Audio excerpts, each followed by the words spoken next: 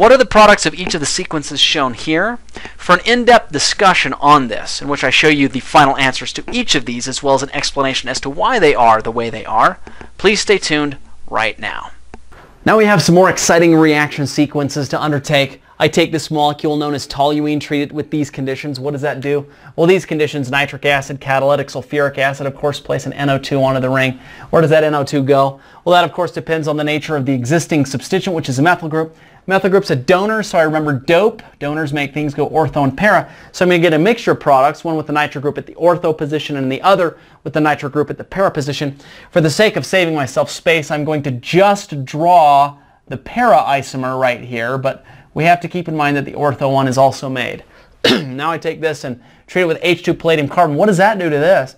Well, H2 palladium carbon, you should remember, if you've got a nitro coming directly off of a benzene ring, will convert that nitro into an NH2. So that's what I get right here. Now if I take an NH2 and I treat it with these conditions, sodium nitrite and HCl, what does that do? Well, you should remember from earlier in the lecture that if you do this, the sodium nitrite HCl, it converts an NH2 on a ring into an N2. An N2 is called a diazonium salt. Diazonium salts are cool because you can then replace them with other things pretty easily. You take this and treat it with copper cyanide, and what that does is it replaces the N2 group, and of course it's got this chloride counterion.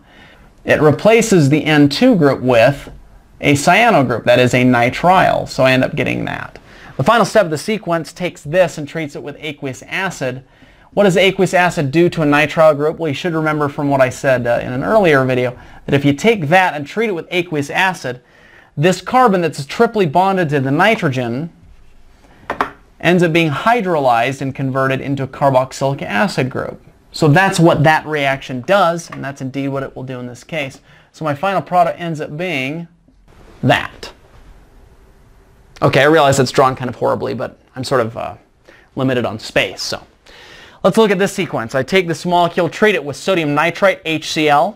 Remember, what does sodium nitrite HCl do? It takes this NH2 and converts it into an N2. So I'll go ahead and draw that product right here. Beautiful thing about that is the N2 can now be displaced with a variety of different things. You treat it with copper cyanide, it ends up taking this N2 and replacing it with a cyano group. So the final product of that two-step sequence ends up being that. Now, I've got lithium aluminum hydride, and I've got this cyano or nitrile group. I'm treating it with lithium aluminum hydride followed by a water quench. What in the world does lithium aluminum hydride do to a nitrile? Well, if I've got a nitrile, carbon triple to N, and I treat it with lithium aluminum hydride, what it does is it just gets rid of this triple bond. So in other words, it turns it into a single bond of nitrogen and replaces everything with hydrogens. Hopefully that makes sense. Want to see that again? So I've got my carbon triple to a nitrogen. I treat it with lithium aluminum hydride followed by water quench. It gets rid of that triple bond of the nitrogen, replaces it with a single bond of nitrogen, and puts hydrogens all over everything. So indeed, that will be what happens here. So that converts this molecule into this product. All right, what happens here? Okay, I've got methyl chloride and sodium hydroxide. Okay, what in the world is that going to do?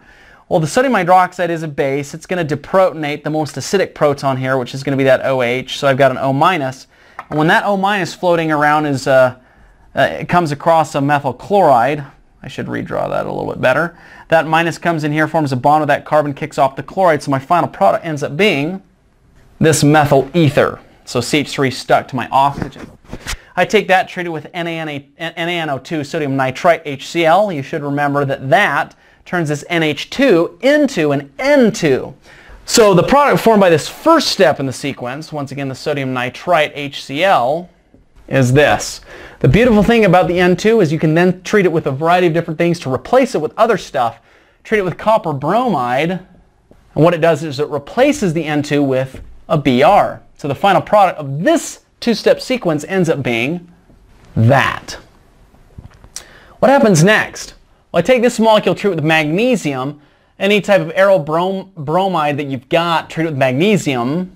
The magnesium inserts itself between the bromine and the carbon to give you this. This is indeed a Grignard reagent. Now remember, a Grignard reagent behaves as if the carbon here, the one bonded to the magnesium, were basically just negatively charged. So I'm going to go ahead and erase that. draw a negative charge. And I realize that's oversimplified. Once again, the magnesium bromide's still there. But it acts as if that were the case. I treat this with CO2 in step 2. What happens? Well, here's what CO2 looks like. It's a carbon double bonded 2 oxygens. Negative charge comes in there, pumps electrons onto there, and you ultimately end up quenching this with water, but the final product ends up being that. And this left question asks us to predict the product of the following transformation and draw the reaction mechanism. I hasten to point out that this is a nucleophilic aromatic substitution reaction, which is different from the traditional electrophilic aromatic substitution reaction. I'm not going to show you the answer to this here, but will instead post a link here to another video in which I show pretty much the answer to this exact question, or one very, very similar to it. As we look at this rightmost question, asks which of the following will undergo nucleophilic aromatic substitution most quickly. The correct answer is C. If you want to know why, stay tuned right now for an explanation.